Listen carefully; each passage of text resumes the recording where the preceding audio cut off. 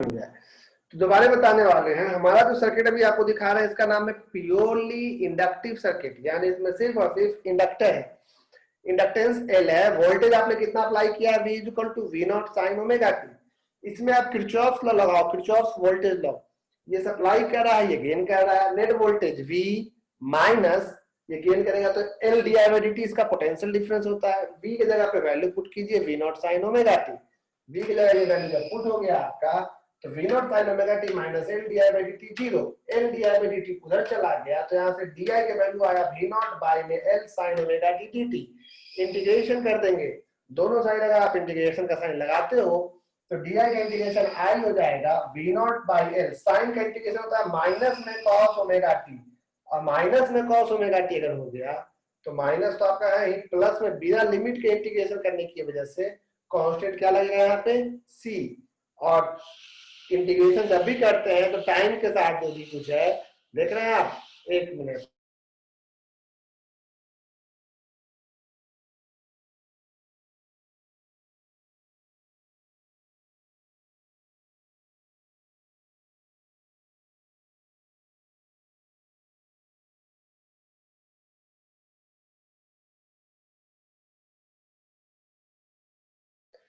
Okay. तो यहाँ पे डी आई का इंटीग्रेशन आई हो गया, और यहाँ पे इंटीग्रेशन जब करते हो टी के साथ जो भी इनटू में वो डिवाइड में आएगा ओमेगा एल, कांस्टेंट कैसे जीरो हुआ वो भी हम समझा चुके थे, दोबारा भी समझाए थे भैया।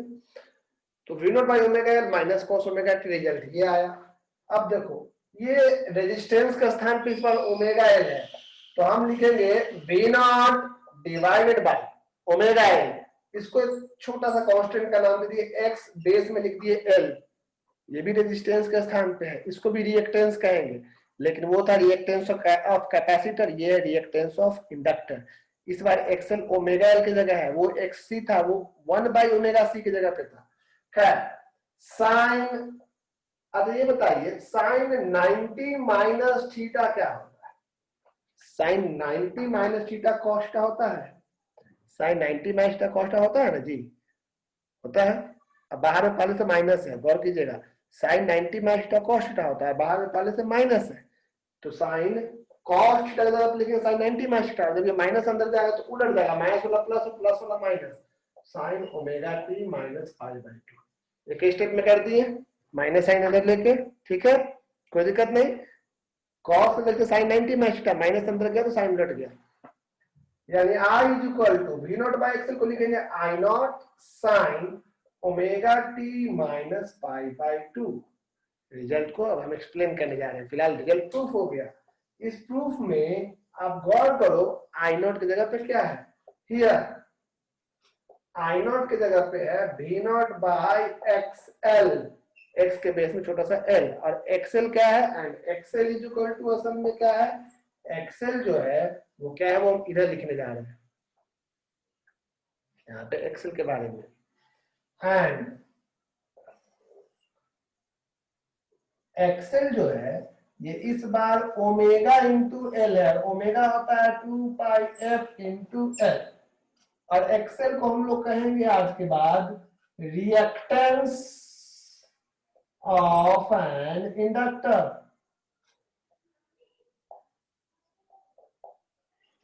और ये किसका रोल प्ले करता है, ये रोल प्ले करता है रेजिस्टेंस का, इसका भी ऐसा यूनिट होता है ohm. It plays the effective role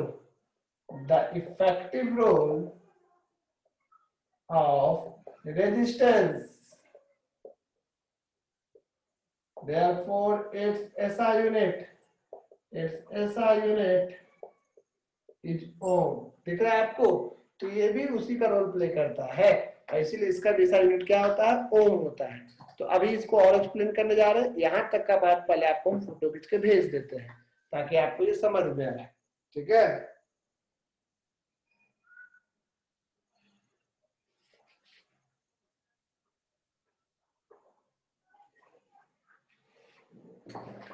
ठीक है,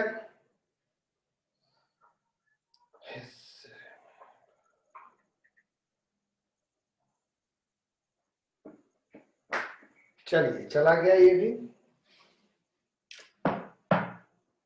देख लीजिए यहाँ तक, कोई डाउट है तो, अदरवाइज कंफ्यूजन है तो बोलिए।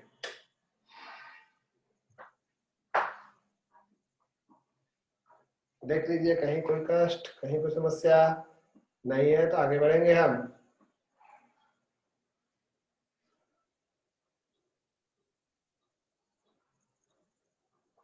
ठीक है, चलिए मिटाएं तब इसको।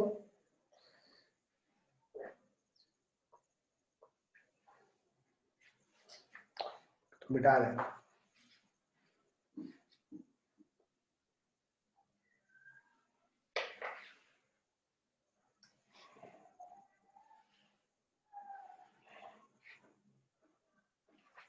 ध्यान से जो पढ़ाई कर रहे हैं तो नोट्स भी साथ साथ बना लीजिएगा, फोटो खींच दे, कभी यहाँ लिखा था कभी यहाँ लिखा था। अगर पढ़ाई के बाद 4 दिन बाद देखिएगा तो आप समझ ही नहीं आएगा सीक्वेंस क्या है, इसलिए पढ़ाई के जस्ट बाद ही नोट्स बना लीजिएगा, या साथ में लिखते चल रहे हैं तो और भी अच्छी बात।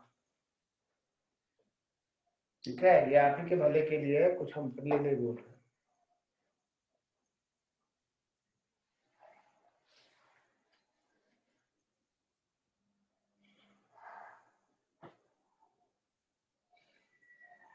हाँ, याद देखिए क्या हुआ इस बार। इस बार ये हुआ कि आप वोल्टेज लेके चले थे V nought sine omega T, तो करंट आपका आया I nought sine omega T minus pi by 2।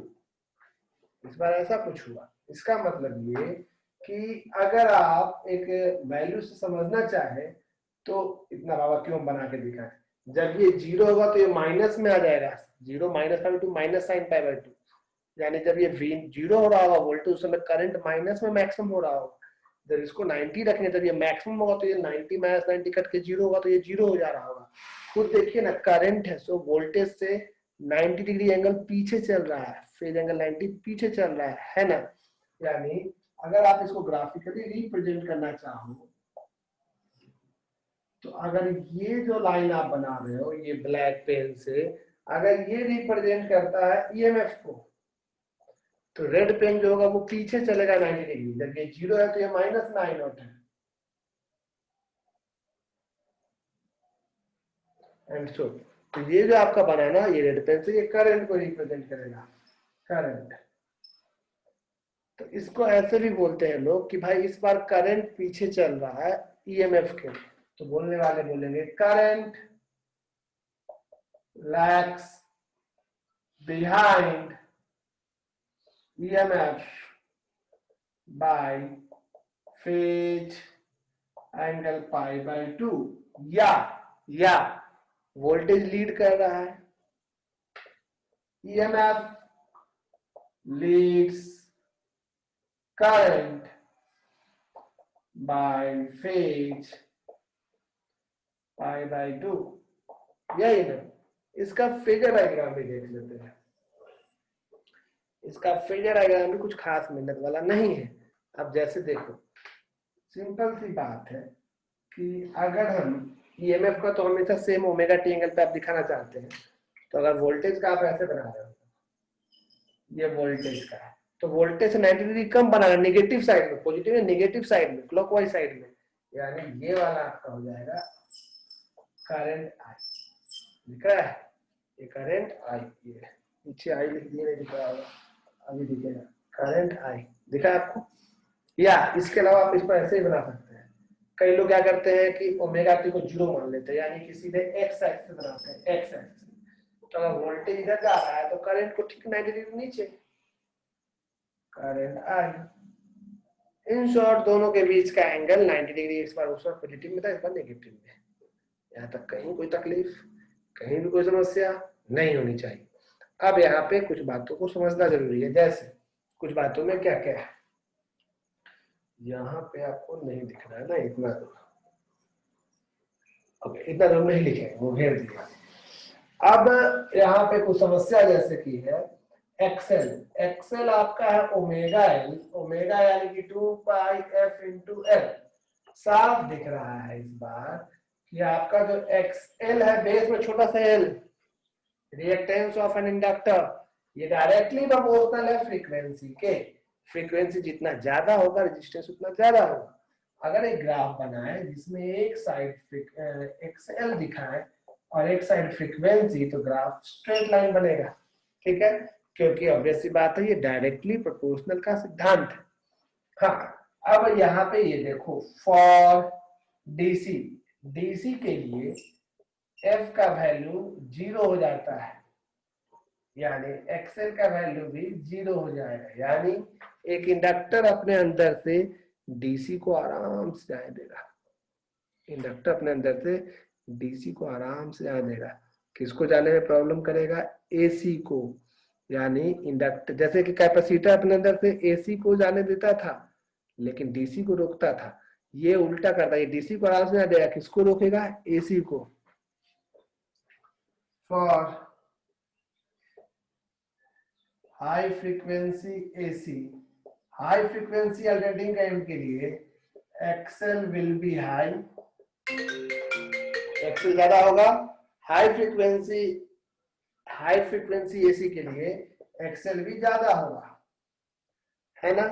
और करंट को वो जाने नहीं देगा या कम जाने देगा? कम जाने देगा। याद रखिएगा, एसी को, अल्टरनेटिंग करंट को कैपेसिटर तो जाने देता है, लेकिन इंडक्टर उसमें अवरोध यानी कि ऑब्स्ट्रक्शन। देखो, जितना भी रोकेगा, जितना ज्यादा फ्रीक्वेंसी होगा उतना ज्यादा रेजिस्टेंस होगा, रेजिस्टेंस यानी रिएक्टेंस, जितना उतना ज्यादा रोकेगा। तो जितना अधिक हाई फ्रीक्वेंसी उतना कम करंट जाएगा, इसीलिए XL will be high, therefore current, या इसको लिख सकते हैं, inductor does not allow high frequency AC, high frequency AC, therefore called what? Low pass filter। तो याद रखिएगा, दो फिल्टर आपको बताया, हाई पास फिल्टर, लो पास फिल्टर। लो पास फिल्टर का नाम क्यों पड़ा? क्योंकि ये high frequency current, alternating current को अपने अंदर से जाने नहीं देता है। तो वैसे सारे डिवाइस जो किसी पर्पज से बनाए जाते हैं जो हाई फ्रीक्वेंसी वाले एसी को रोक दे, वो कहलाते हैं लो पास फिल्टर। और एक तो एग्जाम में पूछता है कि इनमें से कौन सा लो पास फिल्टर है, कौन सा हाई पास फिल्टर है। लो पास फिल्टर इंडक्टर होगा, हाई पास फिल्टर कैपेसिटर होगा। ठीक है, क्योंकि हमारे घरों में सिर्फ एसी ही आता है, तो हर चीज एसी के ही रिस्पेक्ट में बताया जा रहा है यहाँ पे। ठीक है, अल्टरनेटिंग करंट देख लीजिए, low pass filter, high pass filter, इसका हम फोटो खींच के भेज दे रहे हैं। ये लो पास फिल्टर है,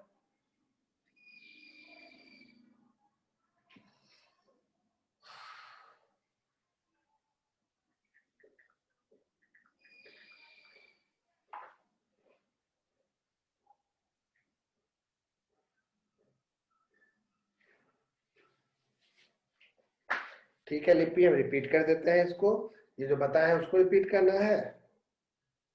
ओके, ठीक है लिपि, सुनिए ध्यान से। अभी हम ये वाला बात समझाए थे पहले, इसका फोटो भेज देते ताकि आप लोग को दिखाई देगा तो समझने में आसानी होगा या सुनने में।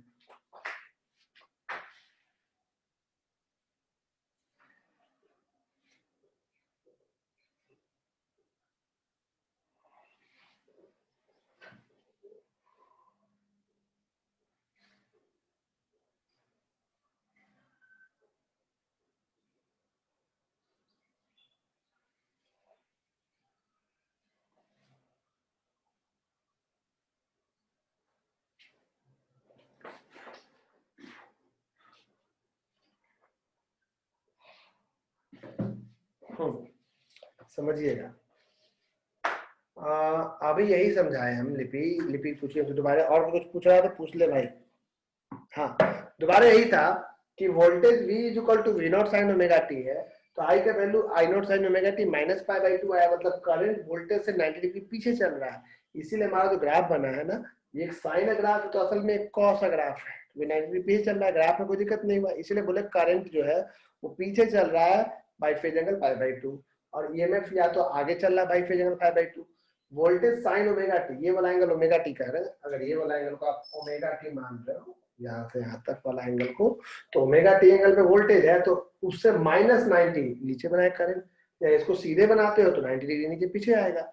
यहाँ पे एक्सएल जो लिख रहे थे आप करंट में, एक्सएल रेजिस्टेंस है इंडक्टर का, इसका वैल्यू ओमेगा एल दिख रहे हैं ना, ओमेगा की जगह पे है 2 पाई एफ अरे यार मेरा 5% ही बैटरी बचा है इसका, हम चार्ज तो किए थे, आधे घंटे तक क्लास लंबा हो गया है। देखिए शायद ये क्लास 5% की बैटरी का ही दिक्कत होगा। नहीं आज तो नहीं हो पाएगा श्रुति। एडी करंट का वीडियो देखिए श्रुति, क्लास में नहीं, वीडियो तो बना ही चुके हैं श्रुति, उसका वीडियो देखिए प्लीज, क्योंकि वीडियो में ऑलरेडी डाल चुके हैं, तो जो चीज पढ़ा चुके हैं उसको दोबारा क्यों यहाँ क्लास में बोलेंगे, वीडियो में है, आप देखिए ना वीडियो में। तो 5% बैटरी में जितना चलेगा चलेगा, फिर ये ऑफ हो जाएगा तो क्लास अपने आप बंद। ठीक है, क्योंकि अब तो 4% तो बहुत तेज नहीं, 5% अभी है। तो यहाँ ध्यान दीजिएगा आप, हाँ यहाँ पे डायरेक्टली प्रोपोर्शनल है फ्रीक्वेंसी के, फ्रीक्वेंसी ज्यादा तो रेजिस्टेंस ज्यादा, रेजिस्टेंस ज्यादा तो करंट को कम लाएगा। फ्रीक्वेंसी डीसी के पास नहीं होता है, एसी के पास होता है।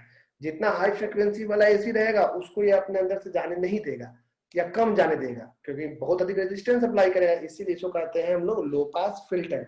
डायरेक्ट करंट को इससे जाने देगा, डायरेक्ट करंट को कोई मतलब नहीं। वैसे भी आपको हम बताए थे कि डायरेक्ट करंट है, करंट में कोई चेंज ही नहीं होगा, तो इंडक्टर आप जानते हैं कि इंडक्टर फैराडे लॉ के हिसाब से ईएमएफ इंड्यूस करता है आपके अगेंस्ट में, तो डायरेक्ट करंट में कोई चेंज नहीं होगा, फ्लक्स में कोई चेंज नहीं होगा, तो वो क्यों आपके अगेंस्ट में इंड्यूस करता है, वो प्लेन वायर की तरह काम करता है।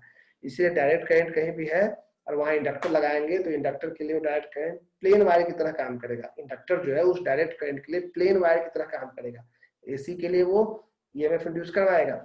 और ये सबसे बड़ा कारण है, ट्रांसफार्मर में डीसी वीसी यूज नहीं होता है, एसी ही यूज होता है। तो सब आपको आगे समझ में आ जाएगा, ध्यान से देखिएगा। तो यहाँ तक कोई दिक्कत नहीं है, आगे बढ़ सकते हैं, देख लीजिए, कोई दिक्कत है तो और भी पूछिए। श्रुति जरूर देखो, व्हाट्सएप वीडियोस में जाके देखो। वो वीडियो से भी समझ में नहीं आया श्रुति, तब तो हम बता देंगे, तब तो पक्का बता देंगे। वीडियो में भी इतना डिटेल में बताया तो समझ में नहीं आया, दोबारा भी तो वही बात बताएंगे। तो हम बात करने जा रहे हैं आगे, इस पे कई तरह का सवाल भी है, तो शुरुआत ही हुआ है एसी पे कई सारी बातें होंगी, इन बातों को आपको देखना है, सीखना है, समझना है। हो गया, इसको मिटा सकते हैं। ओके, तो इसको हम मिटाने जा रहे हैं।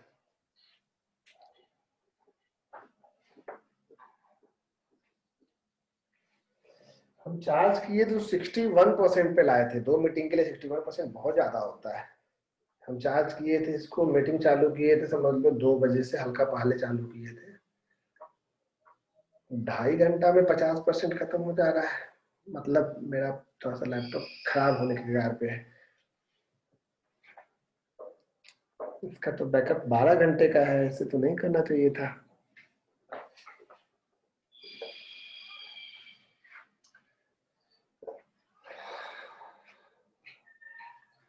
तो अब तक आपने क्या सीखा वो सुनिएगा ध्यान से।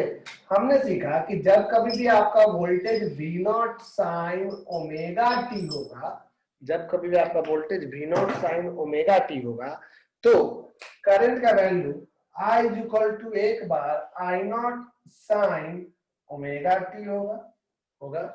जहां I0 की जगह पे आपको समझाने के लिए बोल रहे हैं V0 बाई R, और ये था आपका प्योरली रेजिस्टिव सर्किट।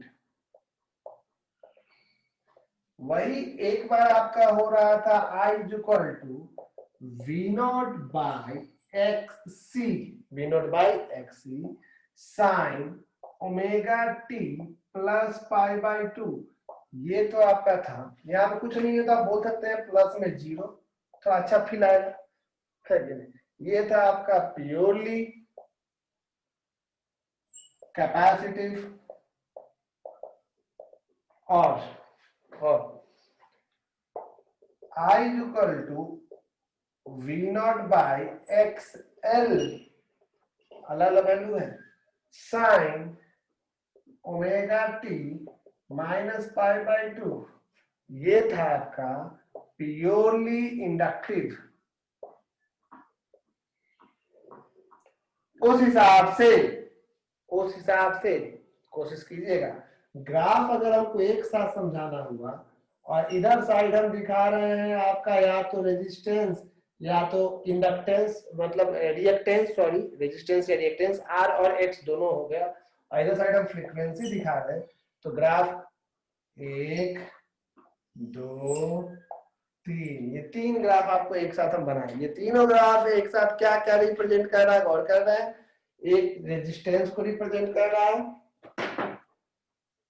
आर को, एक एक्सी को और एक एक्सएल को। ये 3 ग्राफ आपको एक साथ हम बताएं और यही बेसिक आप 3 चीजों को सीखे, एक साथ में ग्राफ बता रहे। यानी इन शॉर्ट, यानी कंक्लूजन क्या निकला, दैट इज अगर आपका किसी भी सर्किट में वोल्टेज है V nought sine omega T, ये है, तो आपका करंट देन, तो आपका करंट आने वाला है I equal to V nought by, यहाँ पे कुछ, यहाँ पे कुछ, जो कभी R कभी एक्सी कभी एक्सएल, फिर sign omega T, sign omega T plus यहाँ पे कुछ, यही ना, यही दो चीज आने वाला है। देखो अगर वोल्टेज ये है तो करंट इसी फॉर्म में आपको दिखने वाला है 3%।